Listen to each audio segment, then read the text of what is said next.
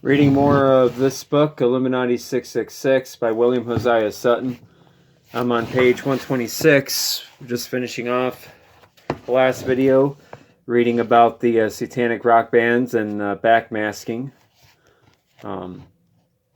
Quote, the Black Oak, Arkansas song, The Day Electricity Came to Arkansas, contains the backward message, Satan, Satan, Satan, he is God.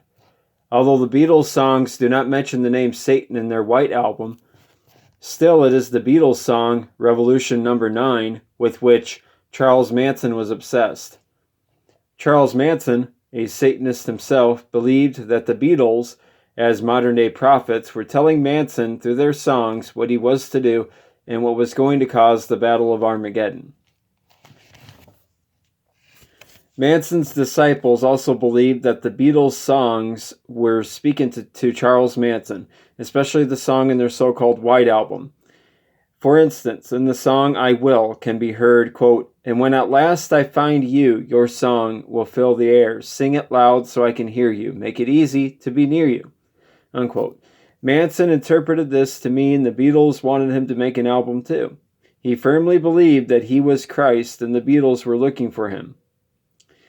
Manson told his followers that the Beatles knew that Christ had returned to Earth again and that he was living somewhere in Los Angeles.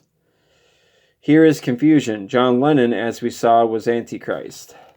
In the Beatles' White Album is a song called Honey Pie, which can be heard, quote, oh honey pie, my position is tragic.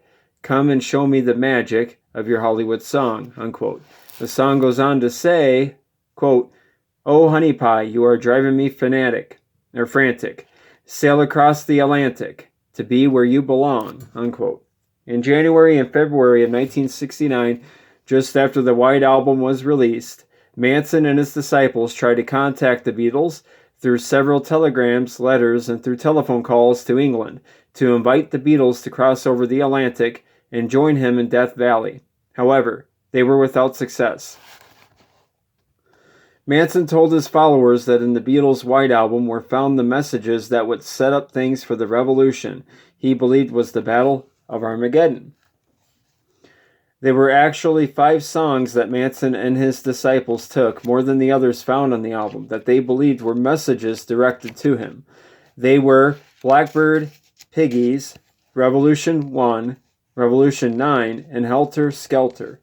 In the song Blackbird Singing in the Dead of Night, take these broken wings and learn to fly. All your life, you were only waiting for this moment to arise, unquote. Manson interpreted this to mean that the black man was going to arise, overthrow the white man, and take his turn. And the Beatles, according to Manson, were trying to cause them to start a race war. We will come back to this revolutionary propaganda in a moment.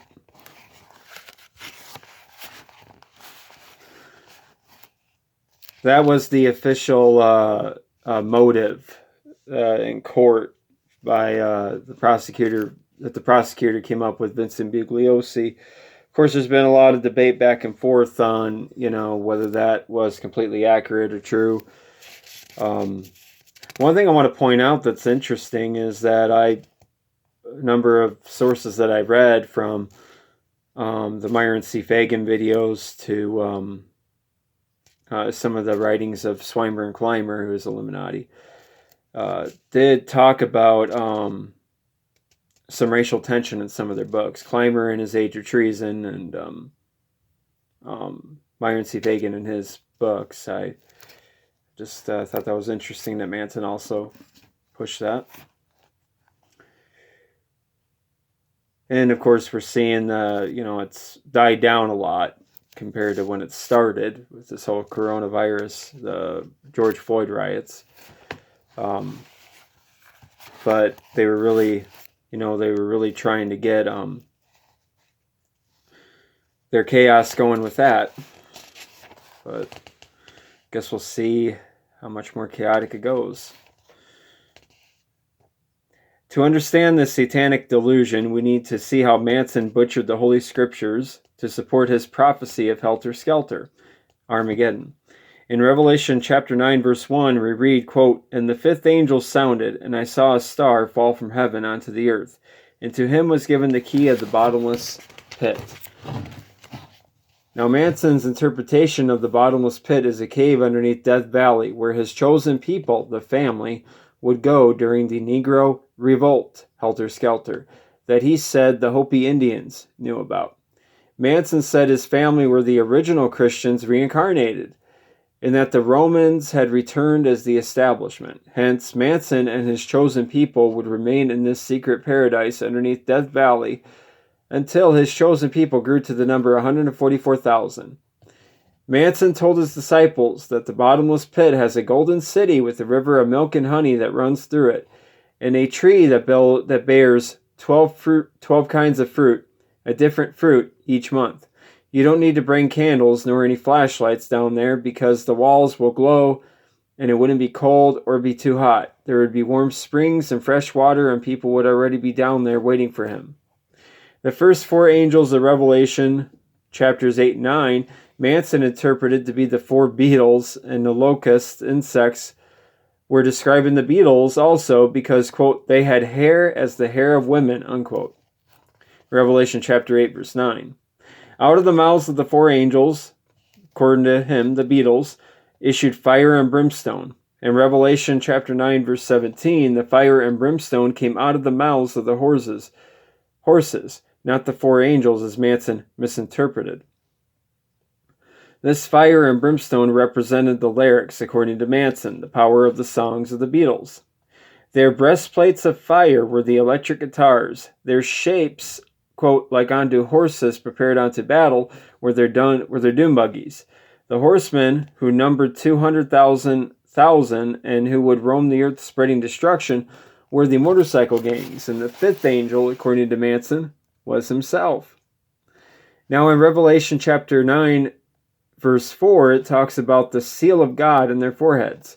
Manson was asked what this meant, and he said that this meant there would be a mark on people that only he would be able to see, and the mark would designate whether they were with him or against him. And in Revelation chapter 9, verse 11, we read, quote, and they had a king over them, which is the angel of the bottomless pit, whose name in the Hebrew tongue is Abaddon, but in the Greek tongue hath his name Apollyon. Abaddon means destroyer. Manson, who believed he was both Christ and Satan incarnated, believed that this applied to him, for according to Manson, he was the king, which is the angel of the bottomless pit. The Beatles song Revolution 9 contains a segment that played backward, has another message. The repetition of number 9 in reverse says, quote, turn me on, dead man, unquote. And, quote, Revolution 1, unquote, as given on the jacket insert reads, quote, you say you want a revolution. Well, you know we all want to change the world, but when you talk about destruction, don't you know that you can count me out? However, when you listen to the record itself, immediately after out, you hear the word in, and Manson took this to mean the Beatles, once undecided, now favored the revolution. Now, later on in the song, the lyrics say, quote, you say you got a real solution. Well, you know, we'd all love to see the plan, unquote. To Manson, the meaning of this lyric was obvious. Manson was to sing out and tell the tune-in people how to escape the Armageddon, helter-skelter. In Revolution 9, the listener hears whispers, shouts, snatches of dialogue from the BBC, bits of classical music, mortars exploding, babies crying, church hymns, car horns, and football yells, which together with the chant of number 9, number 9, number 9, build to a climax of machine gun fire and screams, followed by the soft and obviously symbolic lullaby of good night. Manson said this was the Beatles' way of prophesying the Battle of Armageddon, which Manson believes is a race war. In the background of all this noise on Revolution 9, Manson heard the oinking of pigs and a man's voice saying, rise. This, to Manson, was the Beatles' way of telling the black man that now was the time to rise and start the Armageddon. Manson told his followers that the race war would start by blacks going to the rich piggy districts and murdering them, cutting bodies up, smearing blood, and writing things on the wall in blood. These super atrocious crimes would cause the white man to start the war. The statement Manson made signed his own guilt decree. On the walls of the places where the murder victims were found, written in blood, were the words, Death to the pigs, rise and helter skelter. The whole plan of this revolution in terrorism was to incite the white man into starting another civil war. The question is, was all this an isolated plan of one crazed lunatic, or was Manson himself just a pawn in a much larger circle of hidden instigators they want to provoke revolution, riots, race wars, and anarchy? Well, what's interesting about Charles Manson is you can look him up a couple of times calling for a new world order or one world government when he was alive in his later interviews. So I think it's pretty clear, and pushing, of course, the Gnostic, worldview, and yeah, he was clearly, one of them. The Nicholas Schreck documentary, Charles Manson Superstar, I believe it's called. Yeah, he's in there, and he, there's all kinds of interesting Illuminati stuff in that movie. But anyways, John A. Stormer, author of the 7 million copy bestseller None Dare Call It Treason, has written another book called The Death of a Nation, where he has documented proof that the riots of the late 1960s were communist inspired. Quote, "The riots, looting, sniper attacks on police, and massive civil disturbances which have racked American cities since 1964 are part of the communist program for destroying America's ability to resist." In February 1967, FBI Chief J. Edgar Hoover told a committee of the U.S. Congress, "Communists and other subversives and extremists strive and labor ceaselessly to precipitate racial trouble and take advantage of racial discord in this country. Such elements were active in exploiting and aggravating the riots, for example, the Harlem, Watts, Cleveland, and Chicago." And that's taken from The Death of a Nation, John A. Stormer, Liberty Bell, 1968, page 24. J. Edgar Hoover was also himself a highly degreed Freemason, just to let you know, in case you didn't. Now, another question should be asked. Who are the communists? Where did they actually come from? Did they just appear out of thin air? Or are they too just another pawn for a much larger circle of hidden instigators that want to provoke revolution, riots, race wars, and anarchy? As we continue to study the great Luciferian conspiracy, the reader will learn that Luciferian fronts designed to destroy all controlling governments and religions are the real hidden instigators of all the communist parties of the world, and communism actually derived out of spiritualism or witchcraft. And the diabolical scheme of the Manson family and the riots of the 60s are only a shadow of what Lucifer's plans are for the future. The whole world is to be thrown into riot and revolution by these conspirators as a way to frighten the inhabitants into a one-world government. Just to show what people can be led to do by a false religious spirit, Susan Atkins, one of the murderers of Sharon Tate and a member of the Manson family conspiracy, with her puppy dog eyes and childish manner, told a jail inmate that she helped kill Sharon Tate and said, quote, "You have to have a real love in your heart to do this for people," unquote. And did you know she was also affiliated or connected to the Church of Satan and Anton LaVey? Is it right here? Nope, I'd have to find it. It's somewhere in these books. Anyways, yeah, I can show you a picture of her where she's doing some kind of a vampiric kind of play with Anton LaVey. And yeah, anyways. What could lead these people we just read about to train their consciences to accept these murders and social upheavals they tried to cause? The real source and blame can be placed on those whom Satan used during the 18th, 19th, 20th centuries, who were responsible for reviving the sciences of witchcraft. Manson and the Communist Party are products of the writings of Emanuel Swedenborg, Adam Weishaupt, Sir Richard Kelly, Eliphas Levi, Karl Marx, Madame Blavatsky, Aleister Crowley, Margaret Murray, Gerald B. Gardner, just to name a few. We will examine this more as we continue. To show the reader how witchcraft is gaining control, on October 31st, 1974, Leo Martello, long an activist for civil and gay rights, organized a witch-in in New York Central New York Central Park. He finally obtained a permit from the Parks Department to stage his demonstration with the determined efforts of the New York Civil Liberties Union. Leo Martello shortly after formed what was to become the Witches Anti-Defamation League, devoted to securing religious rights for witches. Then later, Isaac Bonewitz, a self-proclaimed male witch, and a number of other occultists formed the AADL, the Aquarian Anti-Defamation League we often hear about. This organization is dedicated to fighting legal battles on behalf of pagans and occultists. As stated earlier, witchcraft is the biggest rival of modern Christianity. The average gullible Christian has no knowledge of what is happening all around him, even within his own church, about how spiritualism is a very serious threat. However, we are determined to bring these things out in the light for all to see. But to do this, the reader must have a complete understanding of what these secret societies actually are. Take a drink here.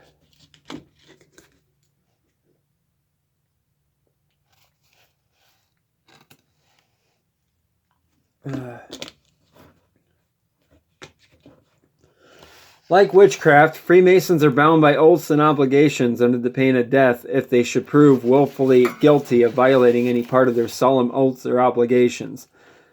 One of their obligations is toward their brother Mason. In the Masonic Handbook on page 183, we read, quote, "Whenever you see any of our signs made by a brother Mason, especially the grand hailing sign of distress, you must always be sure to obey them, even at the risk of your life. If you're on a jury and the defendant is a Mason and makes the grand hailing sign, you must obey it. You must disagree with your brother jurors if necessary, but you must be sure not to bring the Mason guilty, for that would bring disgrace upon the order. It may be perjury to be sure to do this, but then you are fulfilling your obligation, and you know if you live up to your obligations, you'll be free from sin." Quoted in the Masonic Report, McQuaid, page 9. During the Tate LaBianca trials, with Susan Atkins testifying to how good it felt when the knife went into Sharon Tate, Manson was flashing Masonic hand signals to the judge. He made a statement a little while back that Freemasonry is nothing less than Baal worship. So that there will be no more confusion about this, we will now let the Masons say so themselves. Here from the Master's Carpet by Edmund Ronaine, on page 247, we read the following, quote, "So then, because our ancient brethren, the old sun worshippers, met on the highest hills to worship Baal, or the sun god, and Freemasonry being that same worship revived, it must necessarily follow that Masonic lodges must be held in the highest rooms of buildings to carry out the coincidence," unquote. Quoted from the Masonic Report, McQuaid, page 15. Many of the lower degrees of Freemasonry in America and England will urge that the things we have exposed about Freemasonry thus far are false, because they have been led to believe that Freemasonry is a Christian organization. But the higher degrees of Freemasonry should know that nothing could be further from the truth. Now it is true that in Christian lands, the Bible is placed with a square and compass on the altar of their lodges. However, like the name Solomon, the Bible is just a symbol in Freemasonry, not a standard of measuring truth. Here again from Albert Pike's Morals and Dogma, page 11, we read the following, quote, "The Holy Bible, square and compasses are not only styled the great lights in Masonry, but they are technically called the furniture of the lodge, and as you have seen, it is held that there is no lodge without them. This has sometimes been made a pretext for excluding Jews from our lodges, because they cannot regard the New Testament as a holy book. The Bible is an indispensable part of the furniture of a Christian lodge, only because it is the sacred book of the Christian religion. The Hebrew Pentateuch in a Hebrew lodge and the Quran in a Mohammedan one belong on the altar, and one of these, in the square and compass, properly understood, are the lights by which a Mason must walk and work," unquote. Reader, the truth is, Freemasonry has nothing whatsoever to do with the Bible. It is just used as an ornament to attract Christian men into the lodge in Christian lands. In a book, Digest of Masonic Law, on pages 207 through 209, we find a statement that says this, quote, "Masonry has nothing whatsoever to do with the Bible, that it is not founded on the Bible, for if it were, it would not be Masonry, it would be something else," unquote. Now, now that the Masonic books have established that Masonry is the pagan religions of the world under one banner, what about the God of the Bible, the Lord Jesus Christ? Is he worshipped in any of these Masonic lodges? From the Masonic Handbook, page 184, we read, quote, "Whether you swear or take God's name in vain don't matter so much. Of course, the name Lord Jesus Christ, as you know, don't amount to anything, but Mahabone, that's spelled MAH-HAH-bone, B-O-N-E. Mahabone, oh horror. You must never, on any account, speak that awful name aloud. That would be a most heinous crime, unmasonic, unpardonable." Now here we start to see the real colors of Freemasonry. Again, from the Masonic Handbook, page 74, we read the following, quote, "When a brother reveals any of our great secrets, whenever, for instance, he tells anything about Boaz or Tubal-Cain or Jachin or that awful Mahabone, or even whenever a minister prays in the name of Christ in any of our assemblies, you must always hold yourself in readiness, if called upon, to cut his throat from ear to ear, pull out his tongue by the roots, and bury his body at the bottom of some lake or pond." Unquote. Does the reader need to go on and on through the doctrines of Freemasonry to see for himself that Freemasonry is Antichrist and it speaks as a dragon? However, we want to make clear to the reader that most Masons do not know these things that have been shown to you until they reach the highest degrees of Freemasonry. The pattern of deception in Freemasonry is the very same pattern of deceptions found in witchcraft. There are lower and higher degrees of knowledge in witchcraft too. The lower class worship at first a system of a godhead with a mother goddess and a pagan savior of the world.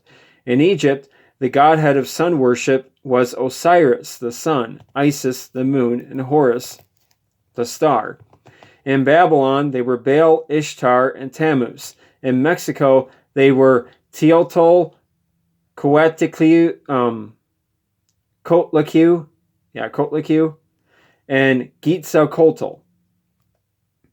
All these gods derived from the first king in the world, the first builder of cities, and his wife known in history as Semiramis.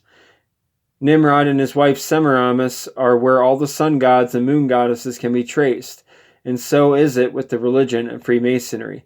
We have already seen that even Freemasons admit that the founders of their order were Nimrod and Hermes Cush, but even some chief adepts of these systems of idolatry are ignorant of this fact. However, when the initiate finally reaches the highest levels of pagandom and of Masonry, he discovers from the learned doctors that these gods that he was taught to worship do not exist.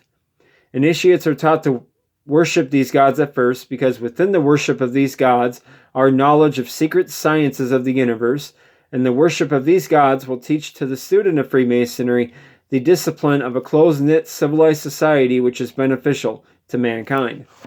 Masons are purposely deceived at first, then as they progress through the higher degrees of Masonry, which is nothing less than learning more about the satanic power of witchcraft, they are gradually conditioned to accept the Luciferian doctrine, that it is Lucifer who is really the god behind all gods. To see this is true, we will go back and quote again a statement by Albert Pike. Pike, writing about the pagan trinity of the Anglo-Saxons, states the following, quote, "Our northern ancestors worshipped this triune deity, Odin, the Almighty Father, Freya, his wife, emblem of the universal matter, and Thor, his son, the mediator. But above these was the supreme God, the author of everything that existed, the eternal, the ancient, the living, and awful being, the searcher into concealed things, the being that never changeth." Unquote. Morals and Dogma, page 13. Above all the gods, Pike says there is another. Now, since we have already seen statements found in authorized books on Freemasonry that this other God is not Jesus Christ, it should not be hard for the reader to believe that the shocking truth we are now about to show. Pike knows that these cosmic gods of astrology do not exist, and he plainly states how ignorant they are that worship them. From Morals and Dogma, Pike, page 375, reread the following, quote, "And all the histories of the gods and heroes lay couched in hidden astronomical details in the history of the operations of visible nature, and those in turn were also symbols of higher and profounder truths. None but the rude, uncultivated intellects could long consider the sun and stars and the powers of nature as divine, or as fit objects of human worship. And they will consider them so while the world lasts, and ever remain ignorant of the great spiritual truths of which are the hieroglyphics." Unquote. To show that most Masons do not know the true purpose of Freemasonry and its God, here again from the Masonic Report on page 5, McQuaig says, quote, "that the figures and schemes for the knowledge and properties of nature are preserved in Masonry, but not the pseudo-Masonry of the majority of the craft members," unquote. From a Masonic book called Black and White, Hartman, page 62, we read, quote, "Fortunate is the Mason or priest who understands what he teaches, but of such disciples there are only a few," unquote. Now, the Blue Lodge Masonry is a deliberate hoax, especially designed to deceive Masonry's ignorant masses into believing that they know something about the secrets of Masonry, when in reality they know nothing whatsoever. Albert Pike expresses this in his book, Morals and Dogma, on page 819.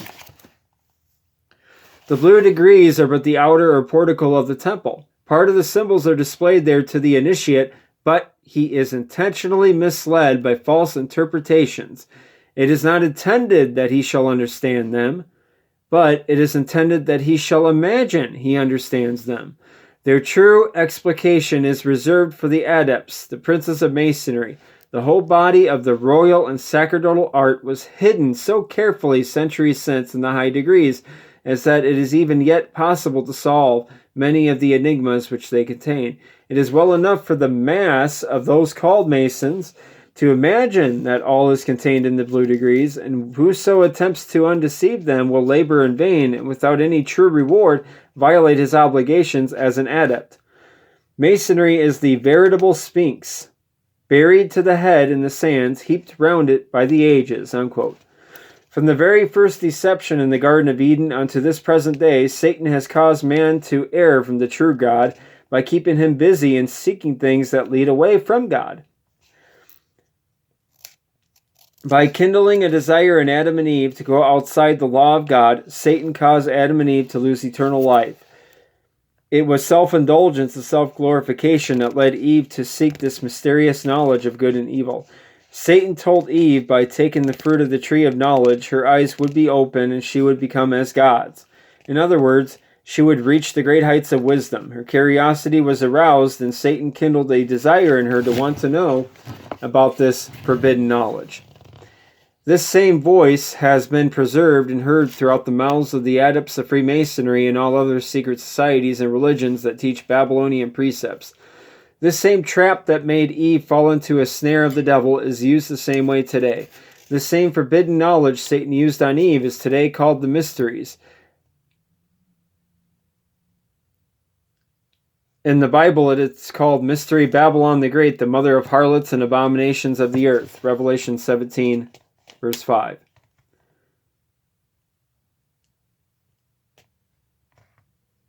Very few Americans know what part secret societies have played and are playing in Lucifer's attempt to establish his total rule on this planet.